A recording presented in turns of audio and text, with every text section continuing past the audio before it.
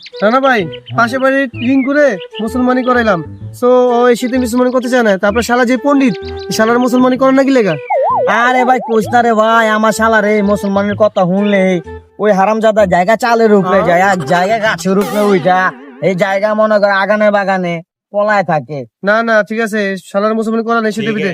রানা ভাই আমার খেতে অনেক কাজ আছে ভাই, ধান ধুমাই হইছে, খেতে কাজটা করে নাই তো এই শীতের আগেই শালার মুসলমানি করা নাই, ঠিক আছে? লগে খাই গো ধইরা মইরা দিও। আচ্ছা ঠিক আছে। শালা রে এদিকে এদিকে আয়, তোরে তো খুঁজতাছি, কই থাকস তুই? এই তো ভাই এনে ঘুরতাছি, কি লে ডাকছেন? তোর তো ডাকছি কামিলে ডাকছি আমি। আবার কি কাম? ওই তোর আমি মুসলমানি করামু। মুসলমানি করবেন আমারে? হ্যাঁ মুসলমানি কারে কয়? আর মুসলমানের সব বাচ্চা পোলা বেঙ্গল দাস না, ছোট ছোট নুনু কাটায়, ওটা তোরা কাটামু। না দুলা ভাই কারে দিতে ওরা ছোট হয়ে যায়।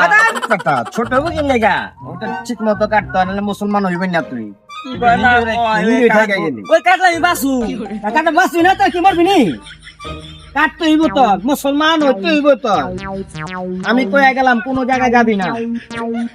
ভাই কি কয় না কয়, আমার এটা বলে কাইতে লেব।